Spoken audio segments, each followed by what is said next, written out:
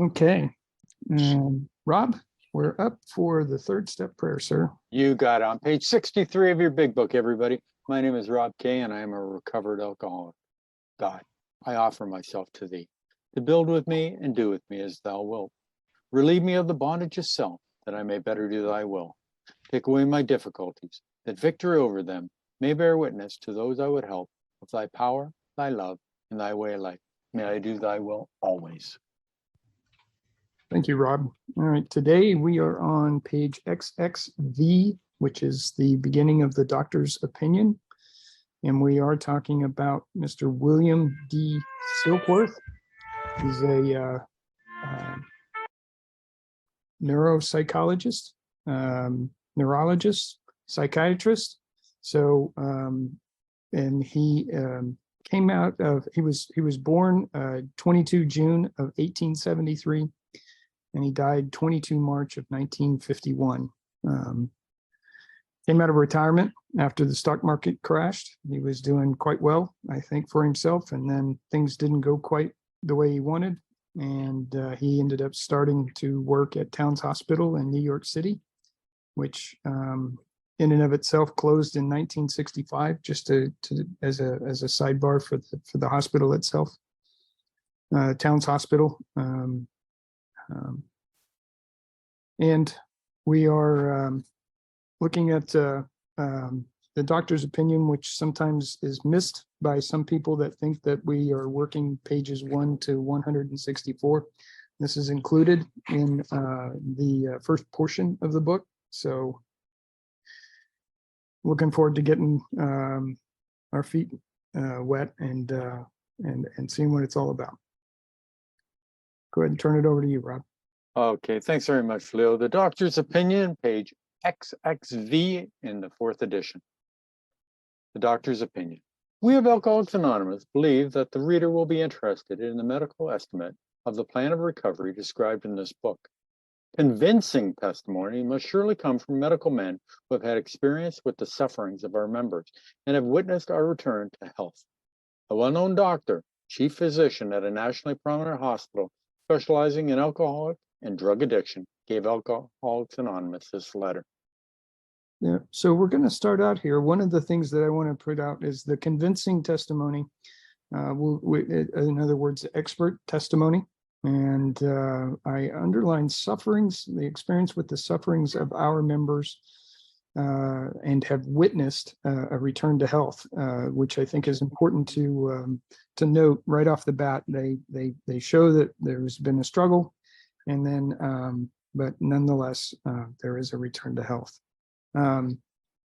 A well-known doctor, again, we're talking about Dr. William D. Silkworth. We're validating his credentials with regard to calling him the chief physician at a nationally prominent hospital specializing in alcohol and drug addiction. Rob? Yep.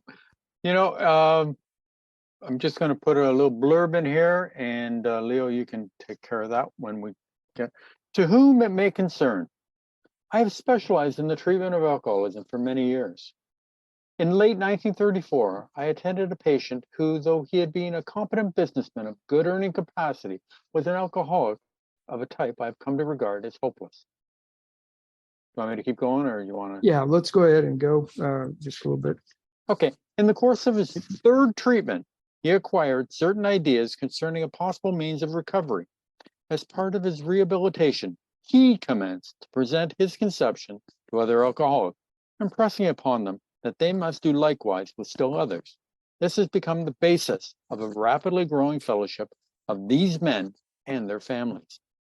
This man and over 100 others appear to have recovered. Yep. Okay, so there's that word recovered, and we'll back up a little bit here. This is an endorsement for the book that we're reading right now, and the letter was written on July 27th of 1938, and we were talking about Bill Wilson when he talks about, I attended a patient who, though he had been a competent businessman. We are talking about Bill Wilson. And then we get to this point of the hopeless state of mind and body. The doctor didn't give this analogy to Bill. Bill came up with it via on his own. In the course of his third treatment, he acquired third treatment. So he had gone in a couple of times before. He acquired certain ideas concerning a possible means of recovery, which was the beginning of the 12 steps and the ideas that he was getting from the Oxford group. He commenced to present his conceptions to other alcoholics, which is our step 12. He's been taking this and sharing this with other people and impressing upon them that they must do likewise with still others. So a couple of discussions there. Dr. Silkworth's name did not appear in any of the 16 printings as a first edition of the book, 1939 to 1954. His full name was included in the first printing of the second edition in 1955 and has appeared in the printing since. So the change was presumably due to the fact that it was in the interim.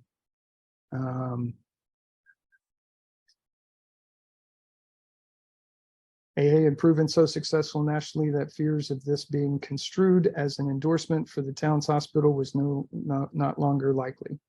Other explanations might rest on the fact that Dr. Silkworth had passed away 3 years earlier, and so they may have decided to go ahead and show some credit there, even though he had already passed 3 years earlier. And Rob's got in here too. I'll let you go ahead and cover that, Rob. Yeah, Bill melded Silkworth's cognitive definition of the problem, the spiritual solution suggested by Carl Jung, and the spiritual tools of the Oxford Group into a program able to effect the psychic change Silkworth deemed to be requisite to recovery. And that is from Silkworth, the doctor who loved drunks. So Bill has taken these ideas that he's learned from everywhere, putting them together and coming up with what he considers a solution.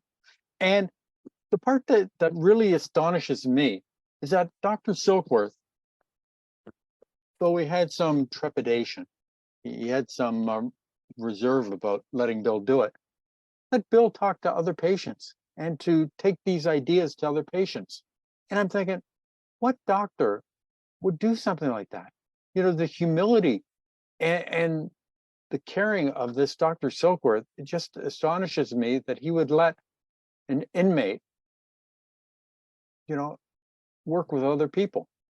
You know, today you think of all the liability and culpability and the lawsuits that could happen if something, you know, if a doctor let, you know, a patient work with other people today. You know, so it just, you know, it's a different time, it's a different era. But thank God that, you know, Dr. Silkworth had the humility or the ability to see that maybe Bill had something that he didn't have, you know, and they worked together.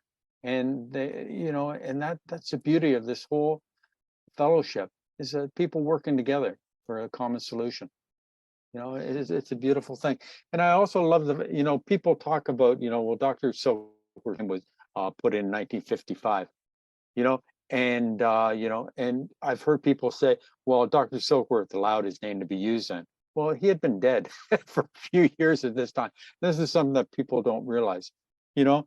And also, I was Fred can attest to this because he was at the same writing the big book as I was.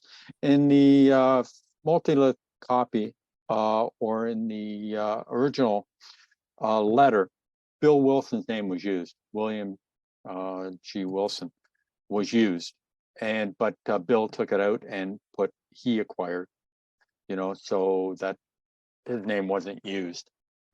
Okay. I personally know scores of cases who were of the type with whom other methods had failed completely. These facts appear to be of extreme medical importance because of the extraordinary possibility of rapid growth inherent in this group. They may mark a new epoch in the annals of alcoholism. These men may well have a remedy for thousands of such situations. You may rely absolutely on anything they say about themselves. Yours very truly, William D. Silkworth, MD. Yeah, and that goes to the testament of his humility and his allowing Bill Wilson and others to come into Towns Hospital, find hopeless alcoholics, and start to work with them. And he also basically reinforces the fact that there is success with what they're doing. And when he talks about other methods had failed completely, in part was his medical approach. So that's also an admission on his part. The importance because of the extraordinary possibilities of rapid growth inherent in this group. And it was really basically the very beginning of a movement that obviously is alive and well today. And then, in fact, this kind of foretelling, this men may well have the remedy for thousands of such situations. Obviously, we've seen that that's gone into the tens, if not hundreds of thousands of people successfully going through the program. Rob? Yeah, I've put in the chat, there's a couple of articles that Dr. Silkworth had written. One is Alcoholism as a Manifestation of an Allergy, and the other is Reclamation of an Alcoholic by Dr. Silkworth, which was written April 21st, 1937. If you're interested in these articles, they're not long, but you know, they have some interesting things. And remember, Dr. Silkworth has printed articles in medical journals. So, you know, this man knew his stuff. Page XXVI. The physician who, at our request, gave us this letter has been kind enough to enlarge upon his views in another statement which follows.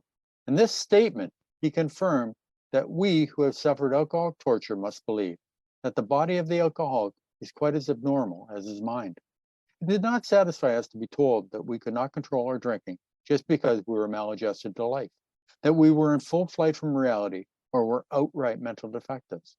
These things were true to some extent, in fact, to a considerable extent with some of us, but we are sure that our bodies were sickened as well. In our belief, any picture of the alcoholic which leaves out this physical factor is incomplete.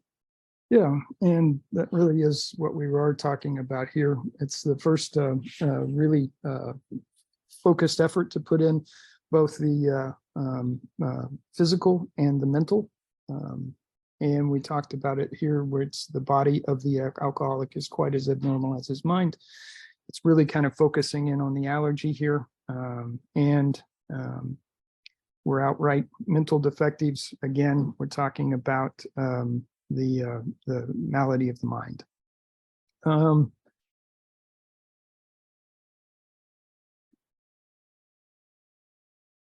And in our belief, any picture of the alcoholic which leaves out this physical factor is incomplete. We're talking again about the first 100 or so, and talking about the allergy and the malady. Rob? Yeah. And this next sentence hit me hard when I first learned about it. The doctor's theory that we have an allergy to alcohol interests us. As laymen, our opinion as to its soundness may, of course, mean little, but as ex-problem drinkers, we can say that his explanation makes good sense. It explains many things for which we cannot otherwise account. Yep. And this allergy to alcohol is that once you start drinking, you have the inability to stop drinking until you've either passed out, blacked out, or you've run out of alcohol, you know, as far as that goes. But the point being is that this physical allergy is that as you drink, you get thirstier. Rob? Yeah, and when I first heard about the allergy, I had a hard time with it, because I would think of people that have a nut allergy and they would swell up, or there would be a huge physical reaction that you could see. You know, if you were, you know, if it was strawberries that you were allergic to, you'd break out in hives. You know, and then when they talked about, well, with alcohol, you know, you have an allergy. Well, I don't break out in hives. I don't have a swelling of the tongue. You know, so I couldn't understand it at the beginning. And then when you realize that it's just an abnormal reaction to alcohol, that's an allergy is an abnormal reaction. 99% of the population, they can take a drink and there's no reaction. I take a drink and I want more. Oh, okay. So now I understand what the allergy means. It's not what I can relate to. Now I can because I understand it a little bit better. But at the beginning, it really took me, I just couldn't understand it. And he's going to go into more detail later on. So we work out our solution on a spiritual as well as an altruistic plane. We favor hospitalization for the alcoholic who is very jittery or befogged. More often than not, it is imperative that a man's brain be cleared before he is approached, as he has a better chance of understanding and accepting what we have to offer. Okay, so a couple of things here. One is this altruistic word is also kind of another thing for unselfish, and the spiritual is part of the, as he talks about here, is part of the program, and the solution on that is spiritual as well as an unselfish service to others. Now, this hospitalization for the alcoholic is very jittery or befogged. Obviously, we need that is important to note, because if you are trying to detox from alcohol, there is it's a very serious thing if you're really going through the DTs, and you can actually die from detoxification. In fact, of those that actually go through a hard detox, about 15% of people actually die from it. Because they don't do it right and they're not under the care of a medical doctor, and et cetera.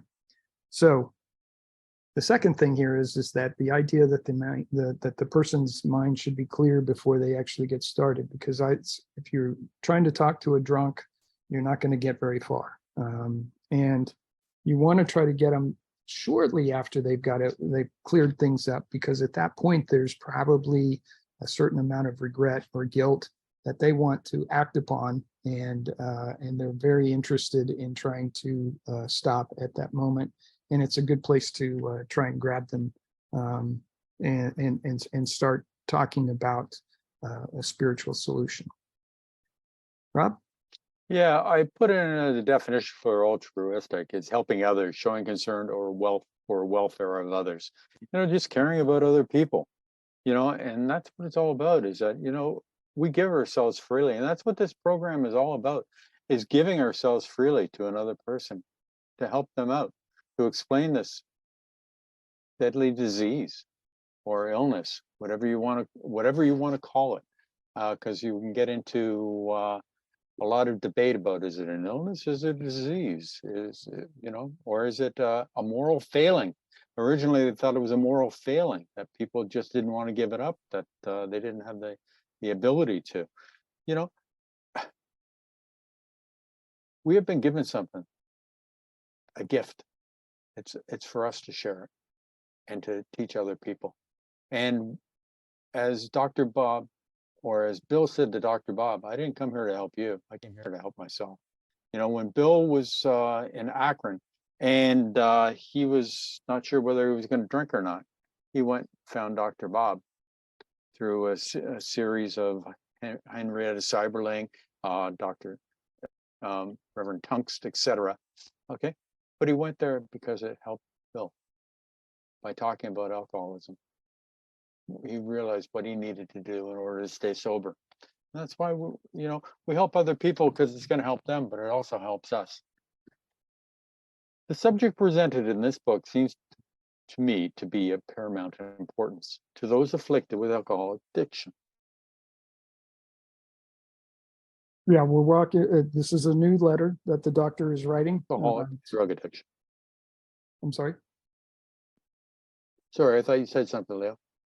I did. I was just reacting that this is a new letter that the doctor was writing to continue his endorsement of the book and of the program itself. So, Rob, you can read a couple of paragraphs if you want. Okay. There was therefore a sense of real satisfaction when I was asked to contribute a few words on a subject which is covered in such masterly detail in these pages. We doctors have realized for a long time that some form of moral psychology was of urgent importance to alcoholics, but its application presented difficulties beyond our conception.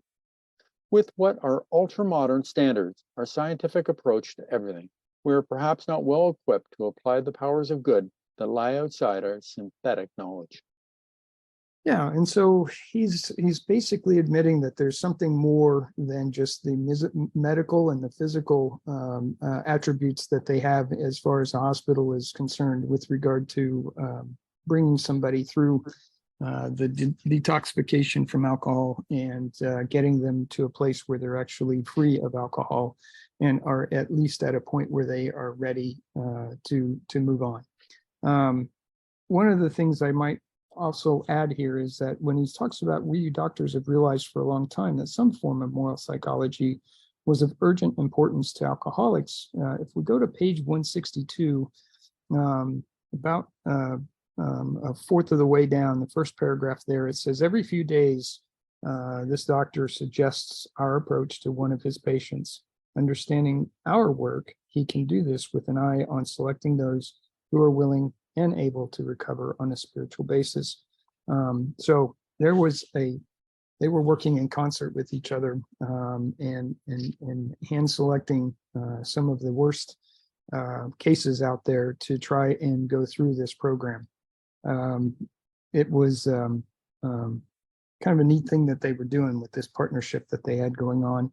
And again, back to Rob's point, it was important to it was an important thing to Dr. Silkworth that he allowed this program to come into the hospital and work. Rob? Yeah, here they talk about moral psychology. Now, there's quite a few different definitions of moral psychology. And this is Dr. Silkworth. We believe that this decision is in the nature of inspiration. The patient knows he has reached a lasting conclusion and experiences a sense of great relief. These individuals, introverts for the most part, whose interests center entirely on themselves, once they have made their decision, frequently ask how they can help others. Okay. Now, in writing the big book, Hank talked about his moral psychology, how he took a look at it.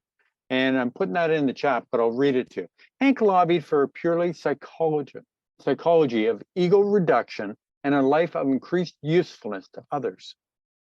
We are actually irreligious, but we are trying to be helpful. We have learned to be quiet, to be more truthful, to be more honest, to try to be more unselfish, make other fellows' troubles our troubles. And by following 4 steps, we, most of us, have a religious experience. The fellowship, the unselfishness appeals to us. And that's from writing the big book, page 376, if you want to check it out.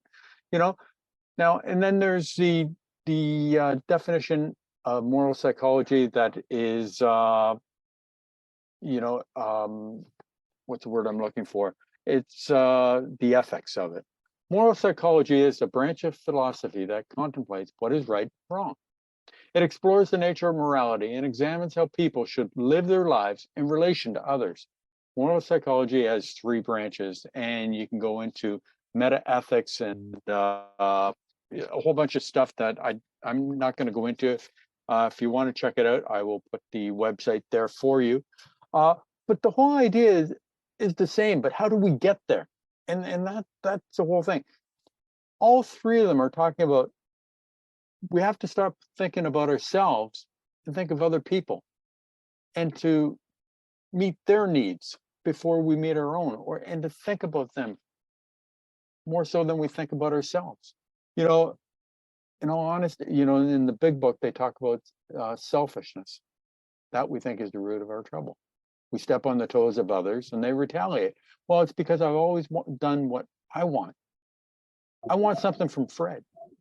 So I'm going to do Fred a favor, okay, but he owes me. The whole idea about moral philosophy is that I'm going to do Fred a favor, not because he's going to owe me, but because it's the right thing for me to do. And that's what they're all trying to get down to. And they're trying to change our whole way of thinking. But Dr. Silkworth wasn't sure exactly how to do this. Carl Jung wasn't exactly 100% sure how to do this, but Jung told Roland Hazard that he should join a religious organization, and that way it can change him, change his way of thinking. So we've gone into moral philosophy, probably a lot deeper than you've ever wanted to, but you know what? We learn. Many years ago, one of the leading contributors to this book came under our care in this hospital, and while here he acquired some ideas which he put into practical application at once. Later, he requested the privilege of being allowed to tell his story to other patients here, and with some misgiving, we consented. The cases we have followed through have been most interesting. In fact, many of them are amazing. The unselfishness of these men, as we have come to know them, the entire absence of profit motive, and their community spirit is indeed inspiring to one who has labored long and wearily in this alcoholic field. They believe in themselves and still more in the power which pulls chronic alcoholics back from the gates of death. Yeah, so we're talking about, again, Bill W. Coming in and acquired some of the ideas through Ebby Thatcher, the Oxford groups, and some of the things that he had learned from Dr. Silkworth as well, and put them into practical application. And he did it quite quickly after his third visit to the hospital. Now, what they did was, I'm sure there was a lot of machination between doctors as to whether or not to allow these men to come in and do what they did, and but they have seen amazing results, and from there, they obviously never wanted money or acknowledgement or anything like that. And that probably was one of the biggest things that helped them to continue their program of going in and finding people to work with. And this power, you notice that it's capitalized. We're talking about the higher power at this point, and it's actually something that has been very successful in pulling alcoholics out of the pit, and they've done quite well. Rob? Yeah, at the beginning, Dr. Silkworth talks about, Bill had come into Towns Hospital 3 times. We know that from Pass It On, that Bill had come into for treatment 4 times. And Bill, Dr. Silkworth must have seen such a huge change in Bill for the 4th time that he came in, because he allowed Bill to work with other people. It just boggles my mind that Dr. Silkworth would allow that. Of course, an alcoholic ought to be freed from his physical craving for liquor, and this often requires a definite hospital procedure before psychological measures can be of maximum benefit. We believe, and so suggested a few years ago, that the action of alcohol on these chronic alcoholics is a manifestation of an allergy, that the phenomenon of craving is limited to this class and never occurs in the average temperate drinker. These allergic types can never safely use alcohol in any form at all, and once having formed the habit and found they cannot break it, once having lost their self-confidence, their reliance upon things human, their problems pile up on them and become astonishingly difficult to solve. Yep, and we're talking here of no human power. This is talking about the chronic alcoholics as a manifestation of an allergy, and the phenomenon of craving is limited to this class and never occurs in the average temperate drinker. So this is this defines alcoholism as an alcoholic. So you've got this first symptom, which is the allergy, and it is after you take that first drink. Obviously, you don't have the allergy kick in if you never take that first drink, but in this case, after taking the first drink, obviously it kicks in. Now, this is something that's pretty hard to swallow for most alcoholics, no pun intended. The allergic types can never safely use alcohol in any form at all. And once having formed the habit, and found they cannot break it. Once having lost their self-confidence, their reliance upon things human, their problems pile up on them and become astonishingly difficult to solve. So this is a reference to the fact that no human power can actually stop you. You need something much bigger than that. Your higher power, something really down deep inside that you have to really get a hold of and bring to the forefront. Rob? I think you're on mute. Frothy emotional appeal seldom suffices. The message which can interest and hold these alcoholic people must have depth and weight. In nearly all cases, their ideals must be grounded in a power greater than themselves, if they are to recreate their lives. Yeah. So this is an excerpt that is referenced a lot. This frothy emotional appeal seldom suffices, and we just getting into it doesn't do you any good. You've got to the message itself must have the depth and weight, and in nearly all cases, their ideals must be grounded in a power that is greater than themselves, if they are to recreate their lives. And so another way of looking at this is we take that first drink, we can't stop, and we've got to get something there that's going to help us get there. Rob? Yeah, we have to recreate our lives. How do we do that? How do we change our lives so that we can get out of this? Well, we need a whole psychic change. Moral philosophy, which we talked about. If any feel that a psychiatrist directing a hospital for alcoholics, we appear somewhat sentimental, let them stand with us a while on the firing line, see the tragedies, the despairing wives, the little children. Let the solving of these problems become a part of their daily work and even of their sleeping moments. And the most cynical will not wonder that we have accepted and encouraged this movement. We feel after many years of experience that we have found nothing which has contributed more to the rehabilitation of these men than the altruistic movement now growing up among them. Yeah. So this is just a reinforcement that one, if you doubt them, or if you're questioning it, just watch what's going on, and you can see how bad things are, and know that the doctors are doing everything in their power to get somebody sober, and then from there looking beyond that, so that somebody can get on their way to recovery. And again, at the end of this paragraph, it talks about nothing has contributed more to the rehabilitation of these men than the altruistic movement now growing up among them, which is the Alcoholics Anonymous program. Rob?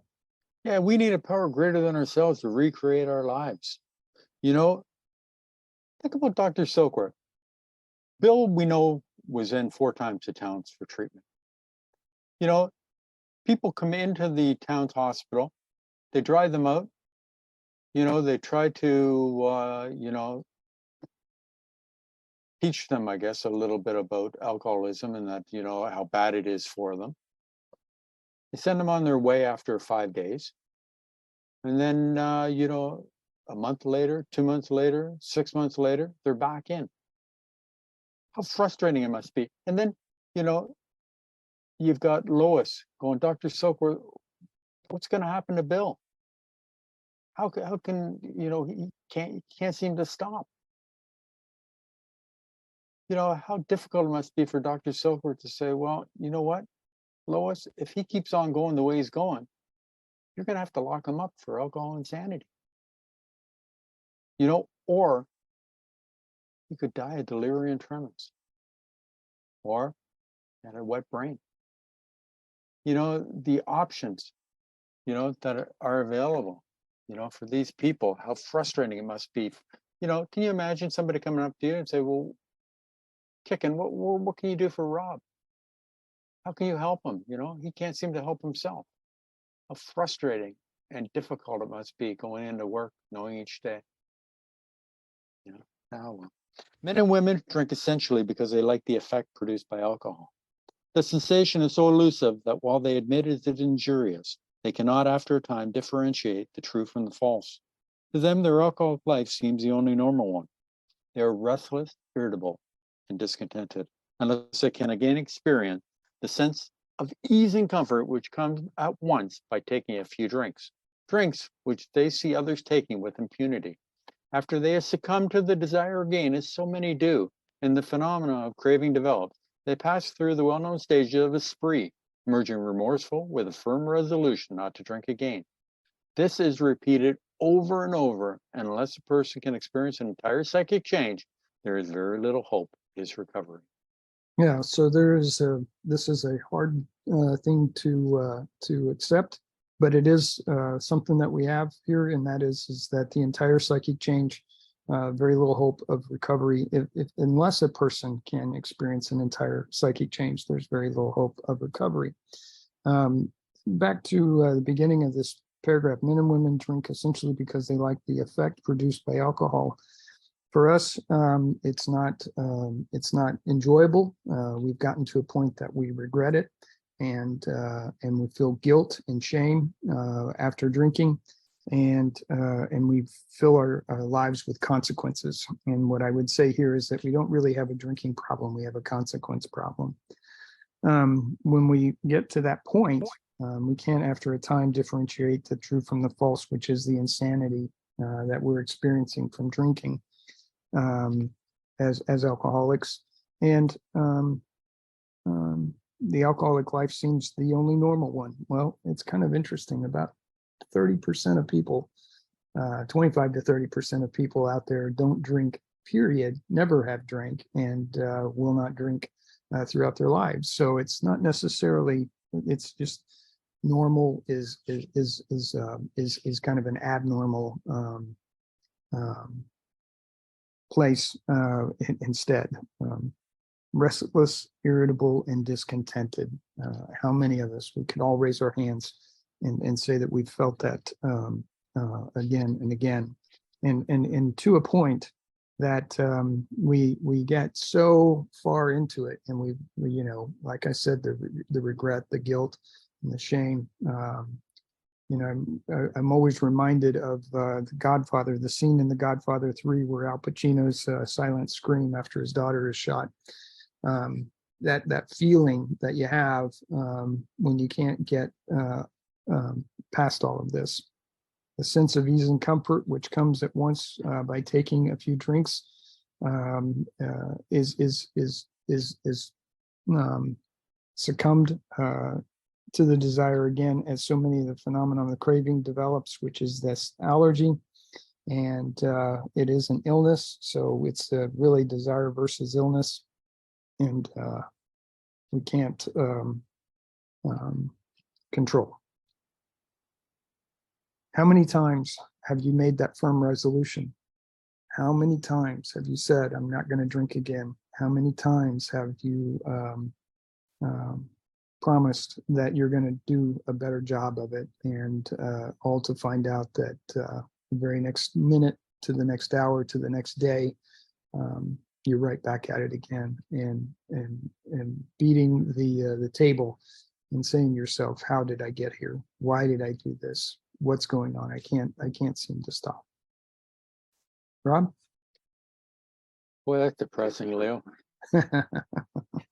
The sense of ease and comfort, good day, bad day, sun is shining, raining, snowing, wife says she loves me, wife is mad at me, whatever it is, my sense of ease and comfort, you are 100%, Linda, that the effort button, and the whole idea is that, what, my first go-to was always have a drink. It'll make things better.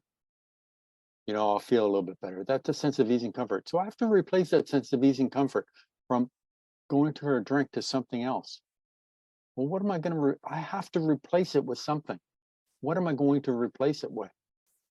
And until I come up with something to replace it with, I am always going to go back to the drink because that's what I know. So the whole thing here is the entire psychic change is, how am I going to change? And that's what it's all coming down to, is that I need a higher power, something that is bigger than me, okay, that I can go to when I'm having a good day and say thank you. When I'm having a bad day, say, please help me through this. So we're going to get that sense of ease and comfort from, instead of a drink, we're going to get that sense of ease and comfort from our higher power. So the whole idea is mind change. We have to, the whole thing about the entire psychic change is change. When we read the spiritual experience, what is it all about? It's change. You change, we have prejudices, we had to cast aside our old ideas and new ones come through to us, and that's what I have to do. On the other hand, as strange as this may seem to those who do not understand, once a psychic change has occurred, the very same person who seemed doomed, who had so many problems he despaired of ever solving them, suddenly finds himself easily able to control his desire for alcohol. The only effort necessary being required to follow a few simple rules. Yeah, and we're talking about the 12 steps as more than not. And it is this is a brighter paragraph there, Rob. Thanks, Leo. So not so doom and gloom, but the fact is that if you have that psychic change, it's amazing as to what you're capable of doing, and including the complete abstinence from alcohol without much effort whatsoever. And I will admit, over time, that effort becomes less and less and less. So, Rob? Well, you talked about consequences before, Leo, that get our attention. The fact is that, because I was drinking, I would pass out and I wouldn't wake up in time to go to work, so then I'd get in trouble at work. I couldn't make enough money because, I was passed out and I was spending a lot of money on alcohol and other things in order to keep going. So consequences got my attention. Now that we don't have alcohol in our system and we're not drinking, we're able to go to work, be there on time and do a good job. So things start taking shape. I'm also not relying on myself as much. I'm relying on a higher power. So that when things are not going my way or the way that I want them to go, I go, God, I know you're trying to teach me something here. I don't know what it is, but show me what it is that you're trying to teach me. Or God, I know this isn't going to last for a long period of time. Please help me get through it. Show me what I need to do. So now I have spiritual tools that were left at my feet. It's up to me to pick them up and to use them, to realize that, I am not God. Okay. And the world isn't against me. That when things go bad, it's not because somebody's trying out to get me. It just happened to be there. Okay. When somebody cuts me off in traffic, they're not out to get me. Okay. Person made a mistake. What do we do when people make mistakes? Something's going on in their life I don't know anything about. Maybe they're, somebody's in the hospital, somebody's not feeling well in their family. Maybe they're having a hard time at work. Before I would come up with excuses of why they were trying to get me. Now I'm coming up with excuses on why they cut me off in traffic.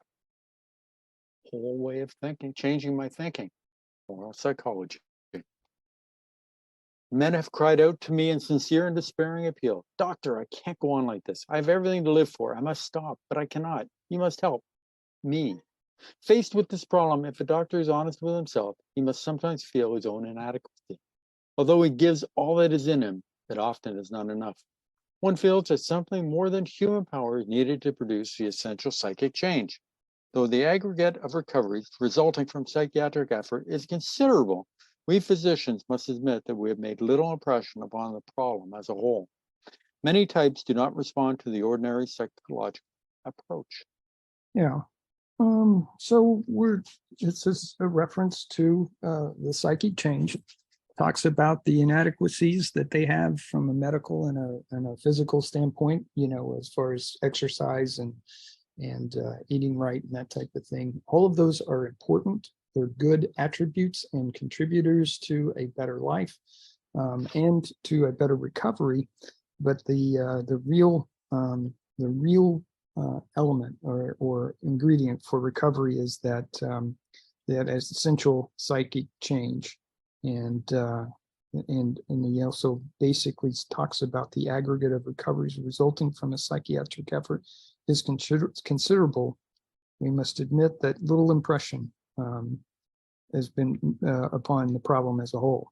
So the many types do not respond to the ordinary or extraordinary psychological approach.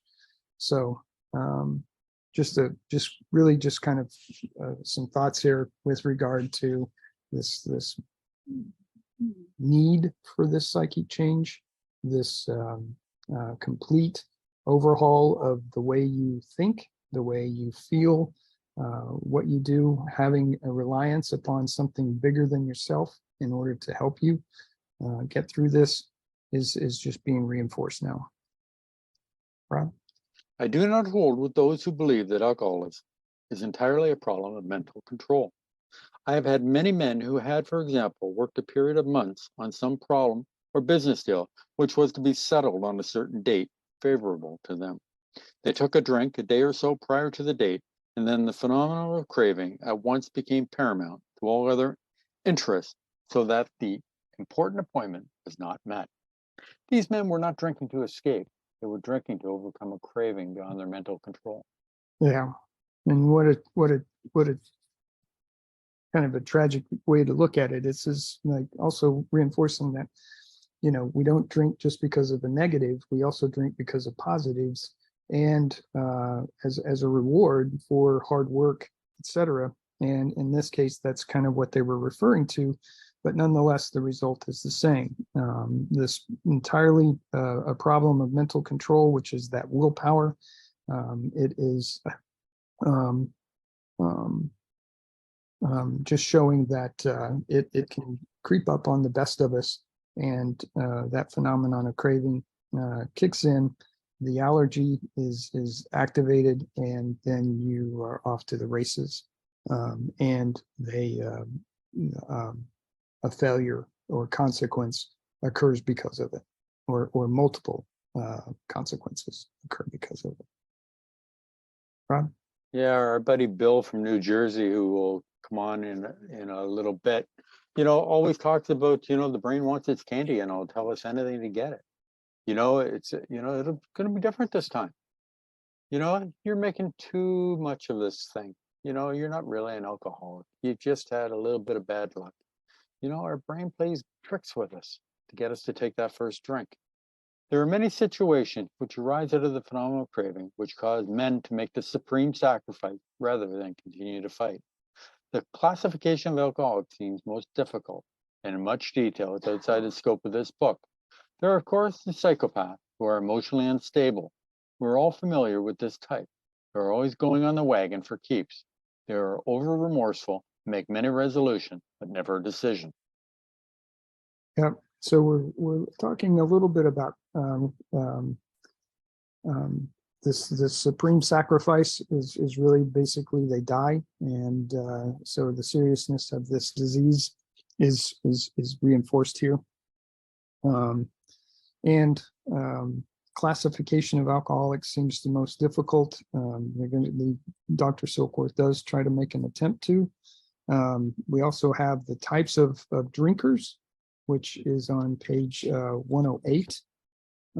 So that we have that as a reference that we will go through at some point here with the different types of drinkers that you have. So there's a little bit here. There's essentially 5 different types that they're going to be referencing in this next section. If you want to read that, Rob. Yep, I'll go through all 5, Leo. There is a type of man who is unwilling to admit that he cannot take a drink. He plans various ways of drinking. He changes his brand or his environment. There is a type who always believes that after being entirely free from alcohol for a period of time, he can take a drink without danger. There is the manic depressive type who is perhaps the least understood by his friends and by whom a whole chapter could be written.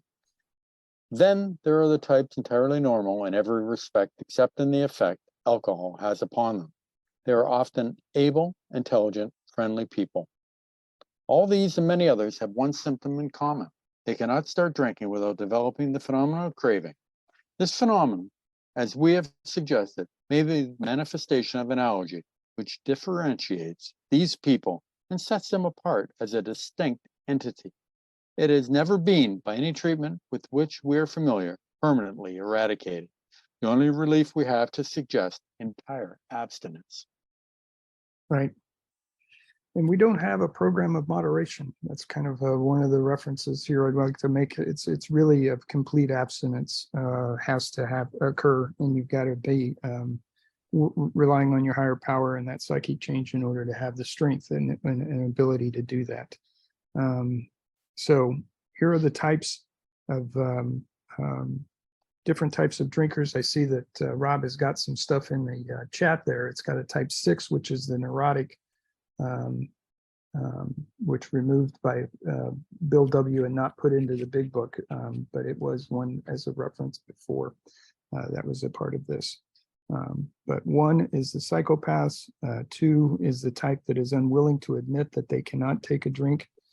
3 is the type who always believes that after being entirely free from alcohol for a period of time, it can take a drink without danger.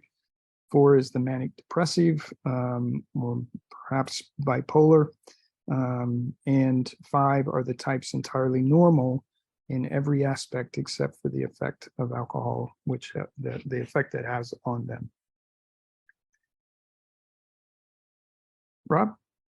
Yeah, all these, all these people, the one who hasn't taken a drink is the big lie. See, the man of 30 who thought that his, he hadn't had a drink for 25 years, thought that, his long-term sobriety, he was able to drink.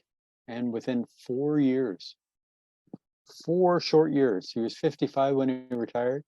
4 years later, he was dead, 59 years of age.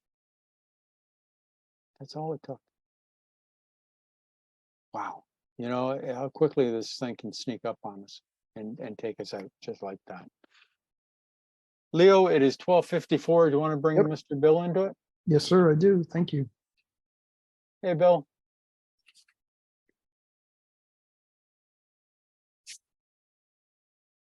Hi, this is Bill, alcoholic from New Jersey. Thanks a lot, guys. There's a good chapter here, a good part of the book. This section is, I think this is one of the best sections. A lot of people were told to read the first 164 pages, and they start at page 1. And the doctor's opinion is in the Roman numeral section. And this is like really, really important stuff here. And this doctor was not an alcoholic, but he was smart enough or he worked hard enough that he was able to understand what was going on with an alcoholic. And the main thing that he came up with here is what he calls the phenomenon of cravings. Back on page XXVII talks about the phenomenon of cravings, and he says that's brought on by the action of alcohol. When we take a drink, like was already said, it makes us thirstier. That phenomenon of cravings is like that potato chip thing. You eat one potato chip and then you got to eat the whole bag. But from my experience, the alcohol is a lot stronger than the potato chip thing. It's basically the same thing. Other things don't do this. People that use other substances, that doesn't happen. If it happened with everything that you use, there'd be no drug addicts because they would OD every single time they use. And basically the point he's trying to get across here is we are different. We have a different metabolism. We process alcohol a little bit different than a person who is not alcoholic. And he tells us these allergic types can never safely use alcohol in any form at all. That means you can't drink beer, you can't drink wine and think you're going to be okay. Don't even use mouthwash that has alcohol in it. Anything with alcohol in it, we need to stay away from. We don't know how much it takes to start that phenomenon of cravings off. And for myself, I don't want to find out. I don't eat pasta with vodka sauce. I don't use anything that has alcohol in it because I don't know how much it's going to take to send me off to the races again. So I stay away from it all. And when it says that they can never safely use alcohol, That's basically like a reference to our step one. People get all kinds of melodramatic over powerless. Oh my God, I'm not powerless. I can handle this or that. All being powerless over alcohol means is I can't drink safely. That's basically what it means. And so he's kind of like referencing the same idea as our step one has in it. And he's telling and he talks about on page XXX, he talks about these different types of alcoholics. He's got 5 different types mentioned here. And that first one, the psychopath, a lot of people misunderstand that. When we hear psychopath, we think of a guy running down the street with an axe, chopping people up. That's the Hollywood definition of a psychopath. The real definition of a psychopath is somebody that only cares about themselves and they don't care about other people. If we look at it that way, most of us, when we were drinking, all we cared about was ourselves and where we're going to get the next drink. I'm supposed to bring the paycheck home. I'm stopping at the bar for one drink, and once I have one, now I'm cashing my check and I'm going to spend all the money. I'm not going to come home with it. I'm going to blow it all in the bar or whatever I do with it, whatever I use it on. And all I'm thinking about is me, me, me, me, me. So we kind of fall into that category. A psychopath is not necessarily a bad person. They're just someone that always thinks about themselves. The me, me, me, me, me idea. That's pretty much the point he's trying to get across. And he gives us like 5 different types here, and it doesn't matter which type you are. You could be any one of them. You could be a combination of them. And then he says, after he lists those types, he says, all these and many others have one symptom in common. According to this doctor, the medical expert on alcoholism, all you have to have is one symptom to be an alcoholic. I know some people think you have to have 2 symptoms or 3 symptoms or however many symptoms they can make up. This doctor says one symptom and you're an alcoholic. It's like if you have a cold, you have the sickness, you have a cold, you have a clogged up nose, or you could be coughing or sneezing, or your chest could be congested, or you could have a headache. Those are all symptoms of a cold. You don't have to have every single one of them to have a cold. Any one of them and you have a cold. Your nose is clogged up, you have a cold. You only have one symptom, you have a cold. The same with heart disease. Heart disease is like a whole bunch of different ailments, and you could have any one of them or any combination of them. If your arteries are clogged up, or if your heart's beating out of rhythm, or if you have a damaged valve, or any of these things, it could be considered heart disease. You don't have to have all of them. One symptom and you have heart disease, just like with alcoholism. You have the one symptom, and usually the first symptom that comes out is the physical part, the phenomenon of cravings. I know for me, that's from my experience. I was out of control with my drinking way before I had the mental part that made me drink against my will. And probably by the time most people get into AA, they probably have more than one symptom, because when we just drink more than everybody else, we don't think that's a problem. We think that's cool. At least I did. I thought it was cool that I could outdrink everybody. Everybody else has 2 or 3 drinks and I have 10 or 15. I thought I was cool because I could outdrink everybody. And I wasn't doing it because I wanted to. I didn't realize it. I was doing it because I had the phenomenon of cravings. But if I didn't drink, I was like the man of 30. I could stay sober as long as I wanted to. But once I picked up a drink, I was out of control. So if you're out of control when you're drinking, welcome home. You're in the right place. That's all I got to say. Thanks for letting me share. Thank you, Bill, as always.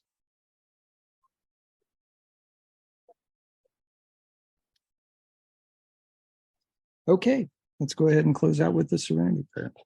Serenity prayer. God, grant me the serenity to accept the things I cannot change, courage to change the things I can, and wisdom to know the difference.